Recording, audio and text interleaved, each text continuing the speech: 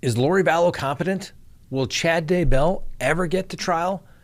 Did they actually solve the Delphi murders? And then finally, our dumb criminal of the day. Let's talk about it.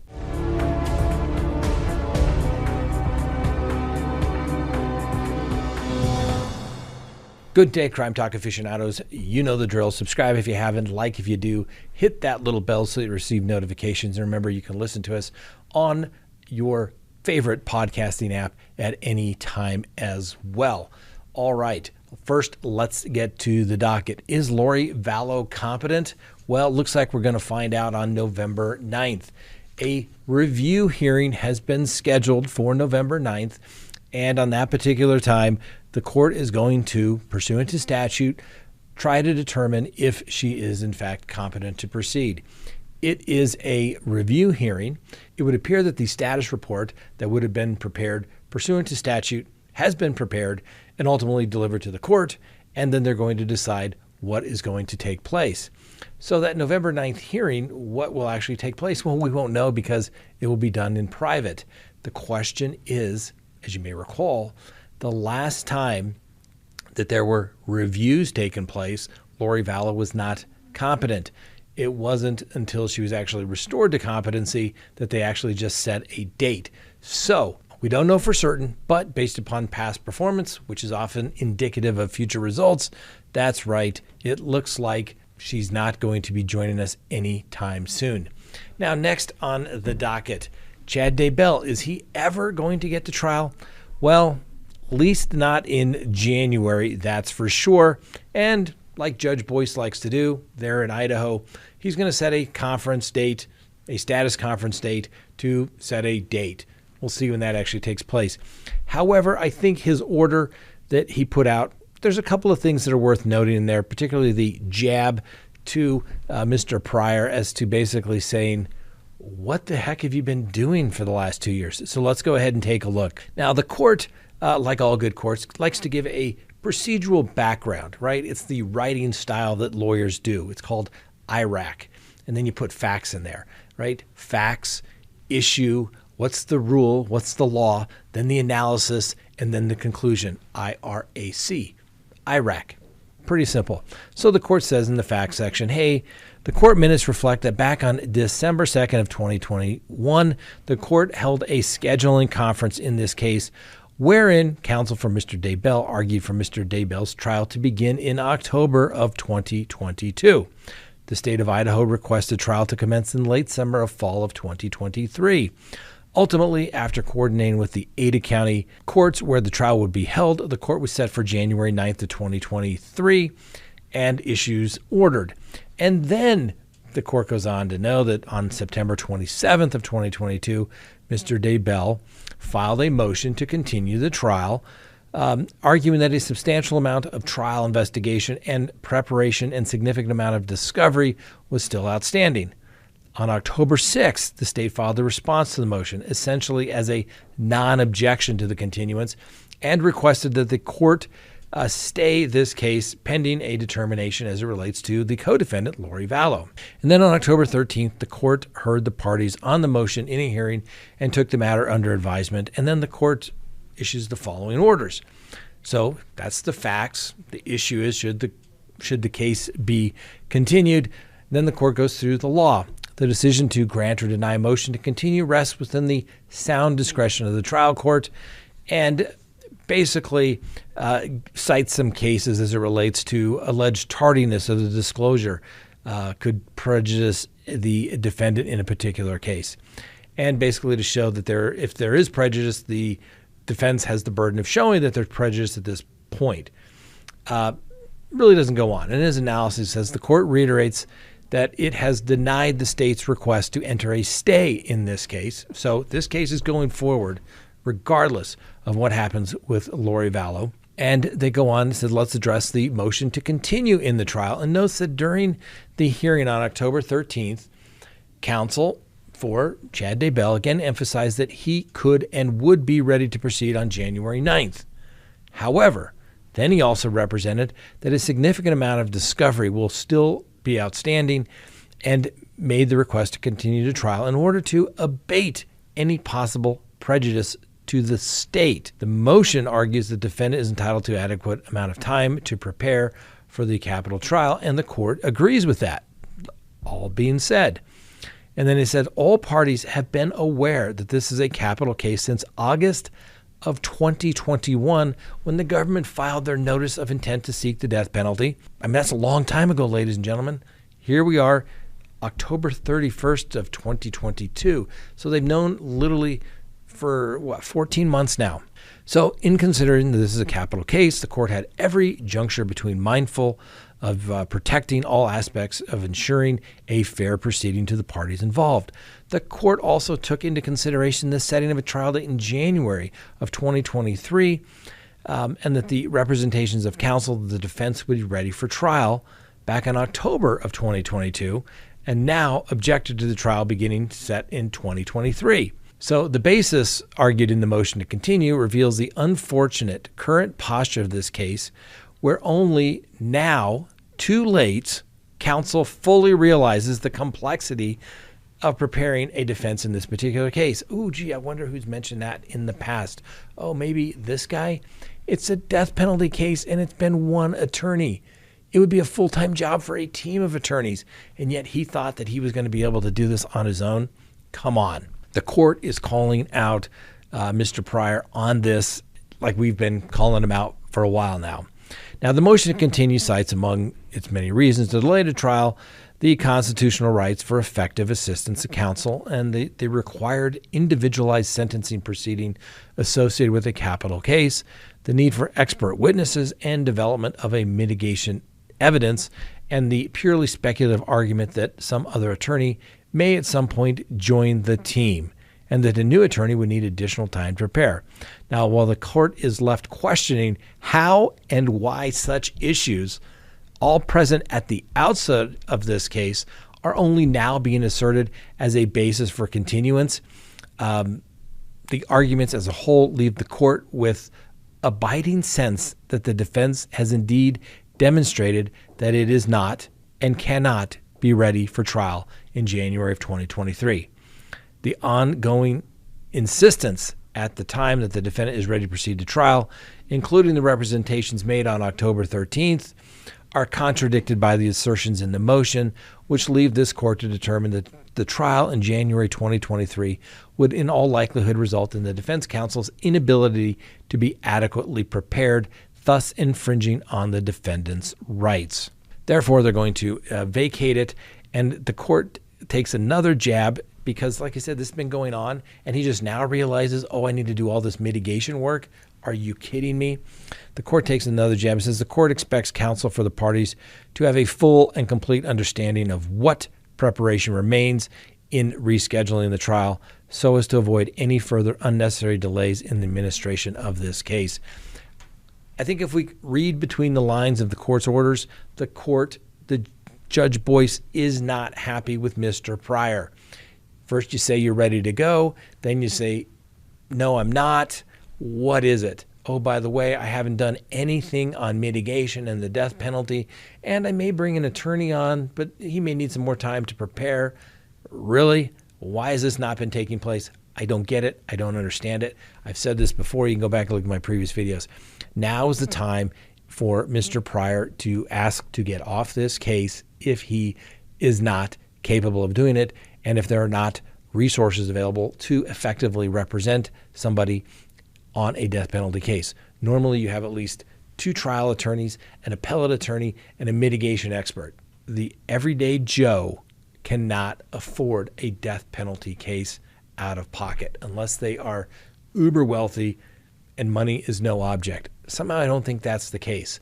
I somehow don't think that the house that Mr. Pryor took as payment from Chad Daybell is even going to come close to covering his time, let alone all the experts that may be required to challenge evidence in this case. We're talking cell phone experts.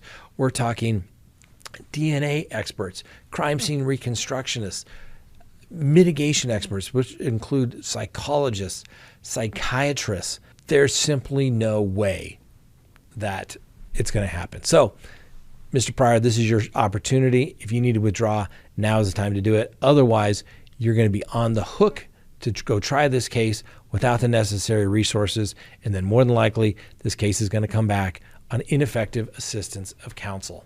What can you do? All right, before we get to the Delphi murders, and we're going to talk about, what does somebody accused of a horrendous crime look like? How do you know? Apparently, the guy in the Delphi murders was a pharmacy tech, worked at the CVS, no prior criminal history. Well, there's got to be something in the background there, assuming, we'll give them the presumption of innocence, but we got to check it out.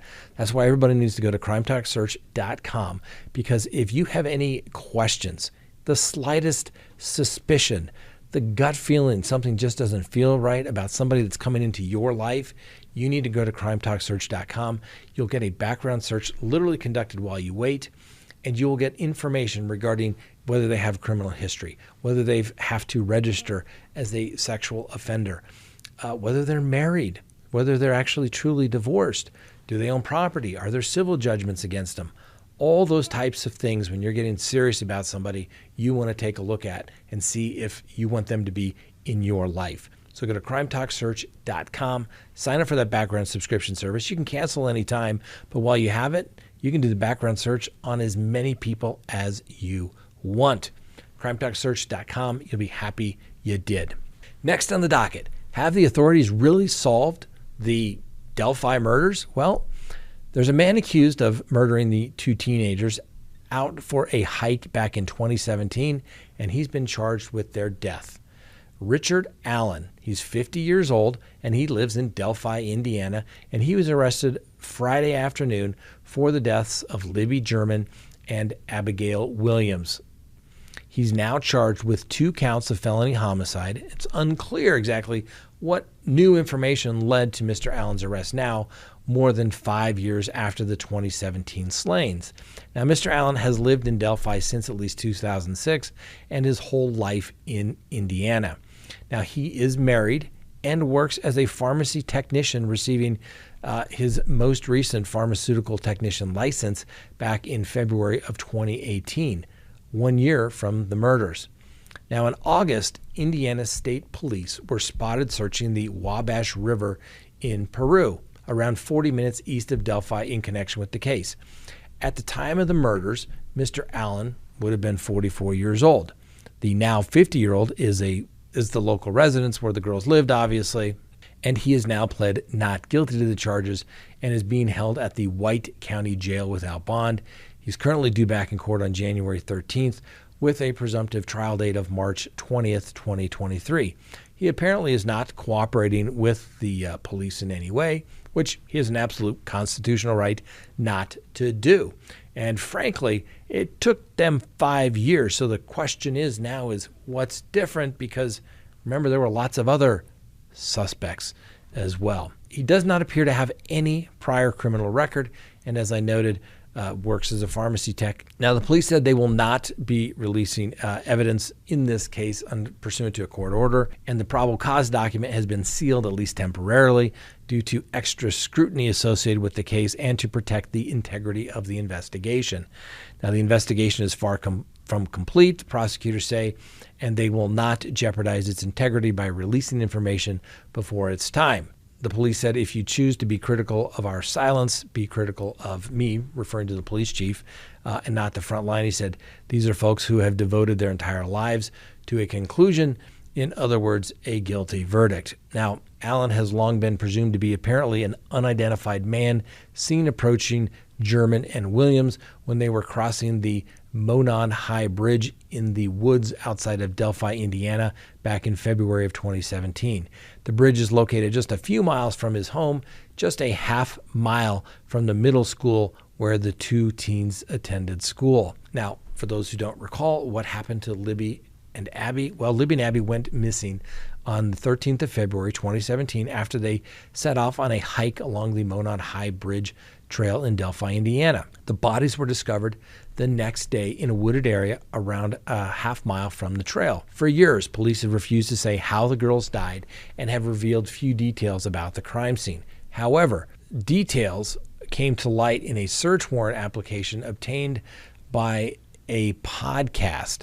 That warrant filed by an FBI agent investigating the murders back in 2017, and it was partly redacted, was to carry out a search of the home by a local man by the name of Ronald Logan.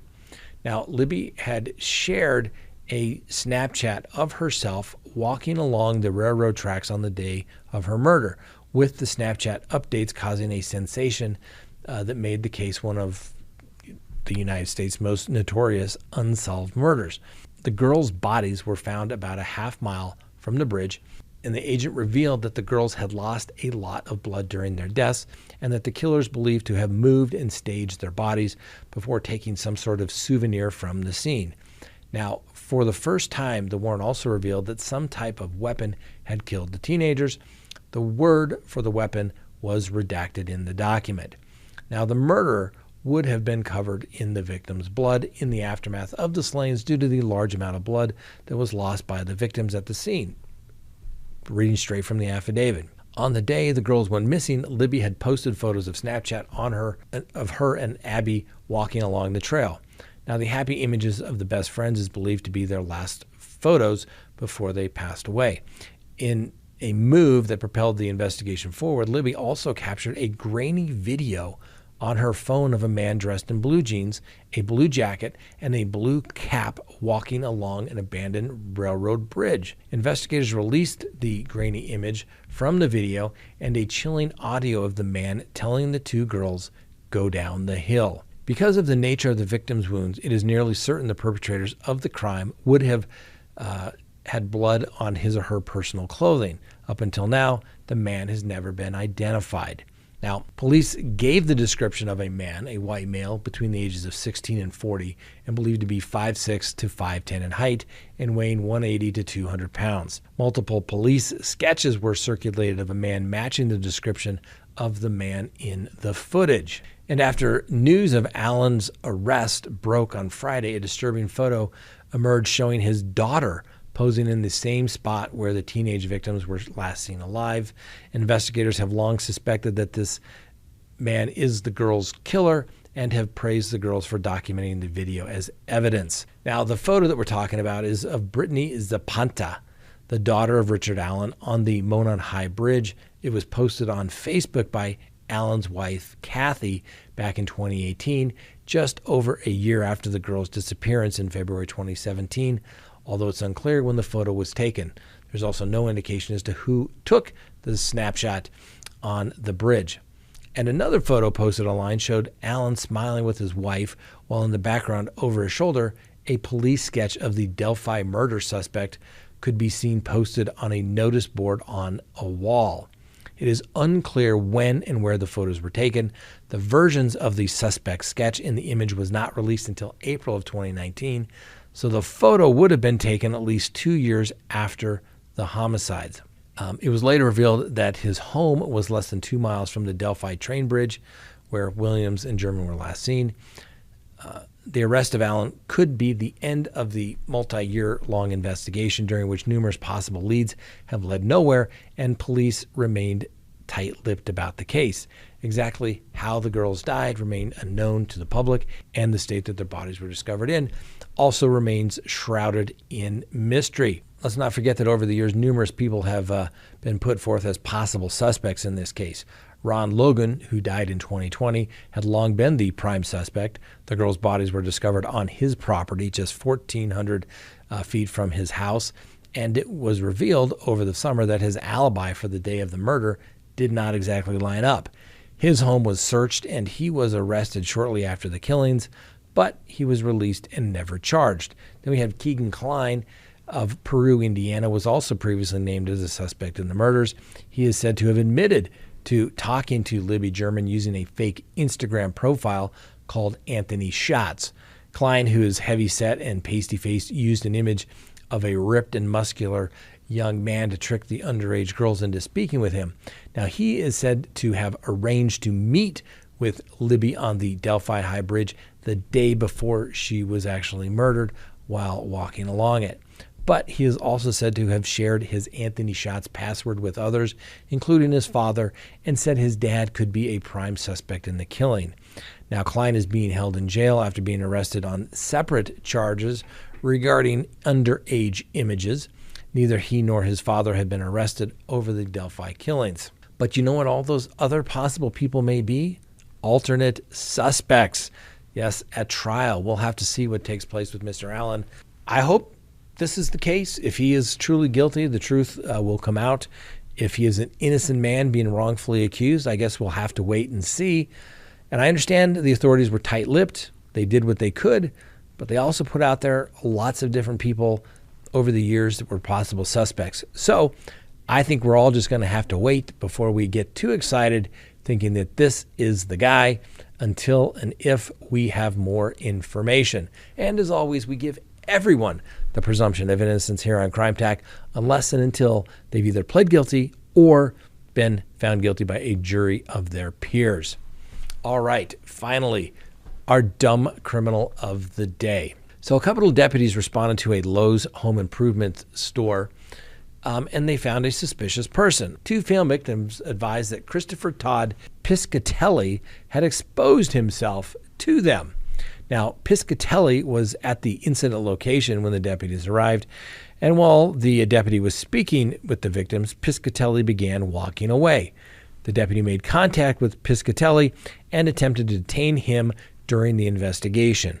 While the deputy spoke with Mr. Piscatelli, the deputy noted in his report that Piscatelli asked him if he could dump a bag of chips that he was holding onto the deputy. The deputy removed the bag from his hands.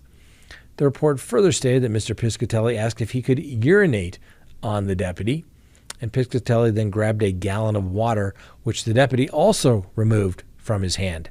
Now, according to the deputies, the deputy attempted to place Mr. Piscatelli in handcuffs due to his erratic behavior. The deputy noted that Mr. Piscatelli placed his hands behind his back in an effort to resist the deputy. Once he was handcuffed, Mr. Piscatelli began pulling away from the deputy, and he refused to walk towards the deputy's patrol vehicle. Well, the deputy responded by bringing Mr. Piscatelli down to the ground on his stomach, and Mr. Piscatelli began kicking with his legs and, in fact, struck the deputy in the hip. That's right, assault on a peace officer. Additional units arrived on scene, placed Mr. Piscatelli inside the deputy patrol vehicle, and then returned to the two victims to discuss the alleged incident. The victims stated that they had just left work and walking in the parking lot when they noticed Mr. Piscatelli was near their vehicle. The victim stated that Mr. Piscatelli walked away from her vehicle, turned around, and then exposed himself to her. The first victim advised that she alerted a male manager who arrived in the parking lot within meeting the second victim. According to the second victim, Mr. Piscatelli had started a fire in the parking lot underneath a bucket, and shortly after she began recording the incident on her cell phone, Mr. Piscatelli allegedly attempted to enter two rental trucks. You never know what's going to happen in Lowe's, I guess, ladies and gentlemen. After the second victim and the manager stopped Mr. Piscatelli from entering the rental vehicles, she advised that Mr. Piscatelli then pulled down his underwear, exposing himself to her and showed her butt. Needless to say, obviously Mr. Piscatelli has been charged not only with damaging other property valued at $100, but he has been charged with indecent exposure and assault on a peace officer because he also said he wanted to spit in the deputy's face. And he also struck the deputy in the struggle as well.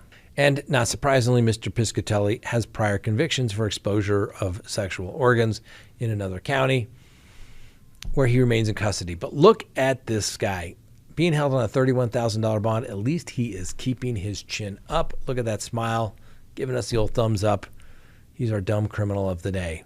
Congratulations, sir. Mr. Piscatelli, you made it. All right, thanks for watching. Hope you have a wonderful day. We'll see you next time on Crime Talk.